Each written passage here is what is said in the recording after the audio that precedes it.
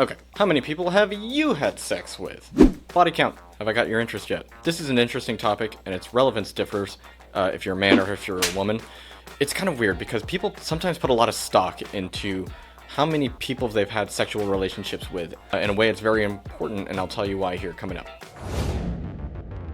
Hey everybody, my name is Jesse Crisanti, and I'm here to try to help you not make terrible decisions that'll ruin you for the rest of your life. Now, let's have the talk. Rather, a talk about the talk. Recently, I was at work, and I had somebody come up to me, and they asked me if I thought that they were shallow or fake for dating somebody that they were dating. I thought it interesting because person A was dating person B, and I knew for a fact that person B had a tendency to be a womanizer, and I warned person A about this, and she wanted to know a little more what I meant because they were both young, and when you're young, you're vulnerable. You have a lot of feelings, you have whatever, anyway. And it got me thinking to what are the qualifications for people to find somebody that they want to be with. Studies have shown that a lot of people right now are hooking up on Tinder and other dating apps and things like that. They're hooking up, having sex, and then they're getting to know each other, which is really completely backwards as to how it's supposed to be. And there's a lot of reasons as to why, and we can go into that probably in another video. But what's ending up happening is that people are hooking up, and the problem with hooking up is that eventually you detach. And when you detach, you end up leaving a part of yourself with that person, right? So imagine it like this. Imagine the perfect apple, okay? Imagine the first person that you hook up with is the first person to take a bite out of that apple, okay? Now, when somebody takes a bite out of an apple, there's still a lot of that apple left, right? Eventually, time will go on, and you might say, that was fine. I'll let somebody else take a bite out of that. And so somebody else you hook up with, and they take a bite out of that apple as well. Now, if you're like some people, you're going to develop a habit of sleeping around and hooking up with people just when the desire comes. And the desire is not wrong. Problem is, a lot of people don't understand that sexual intercourse is only good for a person when it is within the proper context and with the proper boundaries in place, okay? There's something to be said about loyalty and fidelity that isn't really brought up in a lot of social circles, particularly in young social circles, because a lot of people find that, say, marriage is an outdated thing that has no relevance to modern relationships when it really couldn't be further from the truth. Back to our apple. If somebody takes a second bite out of that apple, there's still a lot of meat on that apple. But imagine as time goes on, the more people you sleep with, the more you give a little more of yourself away time after time. Eventually, what happens when you find Mr. Right?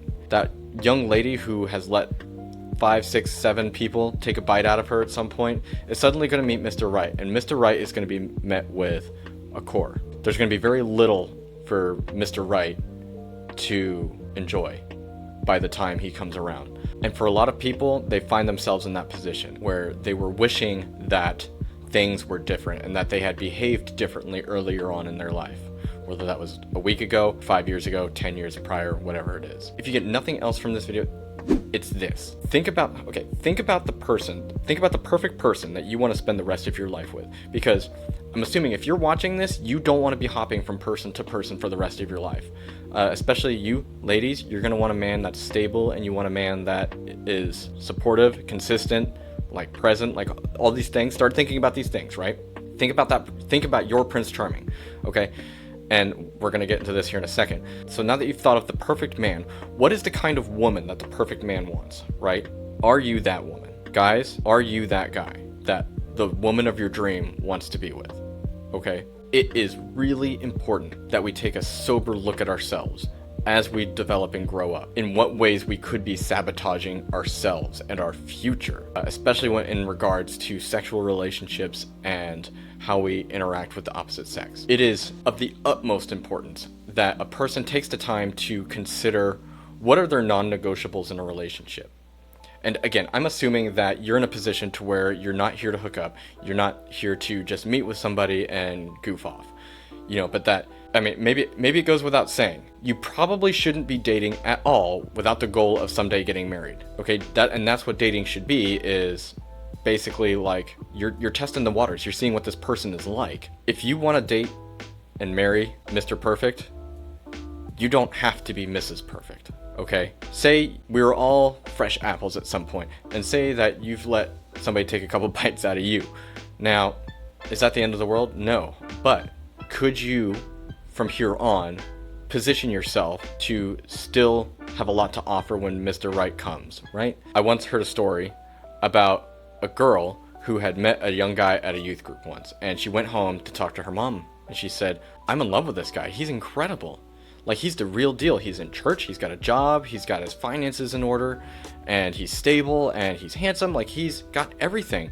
And her mom, her savage mom, turned to her and said, honey, a guy like that doesn't want to date a girl like you. And this wasn't like a dig from the mother. This was like, that guy's out of your league because of the way you live your life. And the story goes, the girl went to her room and she wept because she realized that her mother was right.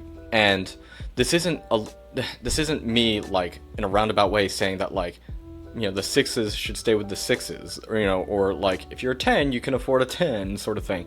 This goes back to what I've said in other videos, is that people have a very low esteem of their own self-worth. Ladies, you are more than just a piece of meat for a man. If a guy holds open a door for you and buys you dinner, that does not mean you have to have sex with him.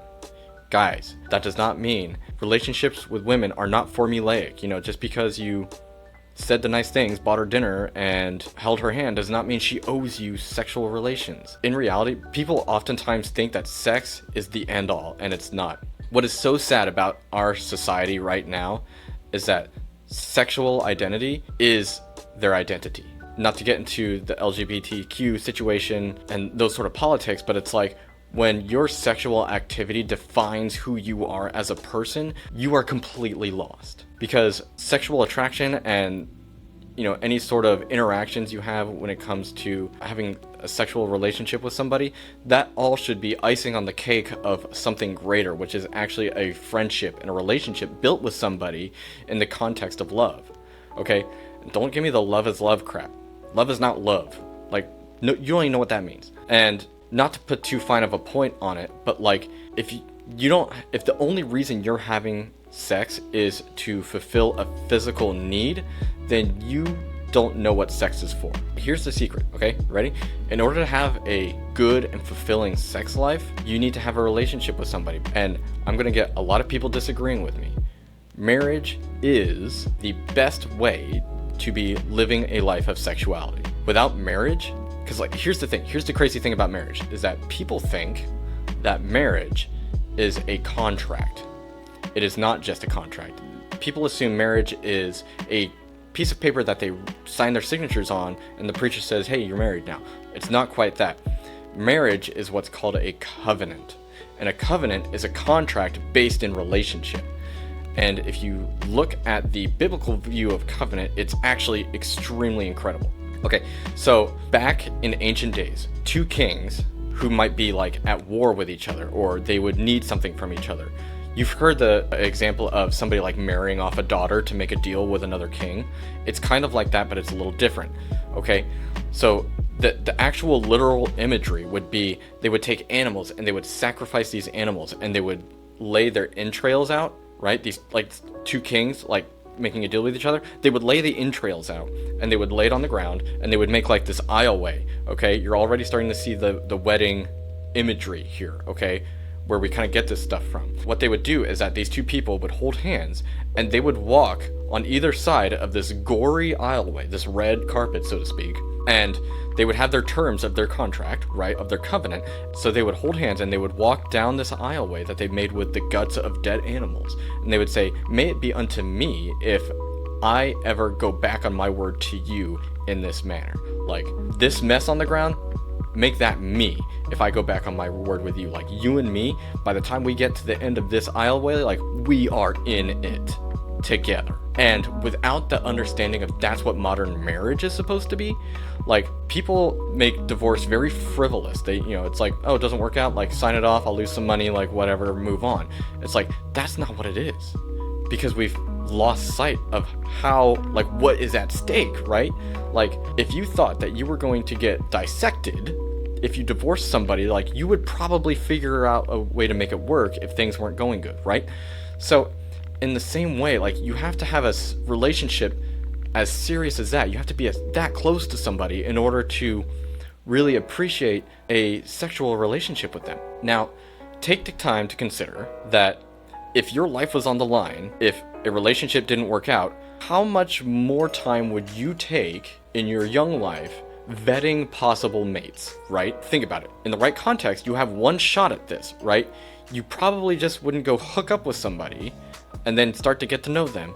You would probably extensively start to get to know them. You would go on lots of dates. You would meet their family. You would try to understand, like, because it's more than just a contract, but you want to know every detail of that person's life. What are their finances like? What are they like when they're angry? What are they like when they're sad? You know, do they have hidden addictions? Do they have problems with their families? You know, are they working through any of these issues? Are, you know, all these things, like, you want to know these things before you bind yourself to this person. Back to the beginning of this, when you start binding yourself to people in the way that you would when you have a sexual interaction with somebody, if you were to just split that off, say get a divorce, it's like you're leaving a part of yourself with those people, and they're taking that forever. You know, you see this a lot in broken homes. You know, somebody hooks up, somebody gets pregnant, you know, all of a sudden mom's raising a child by herself and dad's got to pay child support for the next 18 years and everybody's miserable, right? Why would you do that to yourself if you had a choice? You do have a choice. And this is why body count matters. Someone can look at how many people you've been with and that's a red flag. And it's not like she's a loose woman, she's just willing to do whatever. It's there are underlying issues here that maybe need to be addressed before I commit myself to this lady or this guy or whatever the case may be. My goal with this channel is to prevent you from hurting yourself more than you have to learning tough lessons. Because it's like, if you don't have to learn something the hard way, you shouldn't. Like, there's no reason to learn something the hard way if you have the good sense to learn it the easy way. So children are a blessing under any context. Like, children are incredible. Having children is great.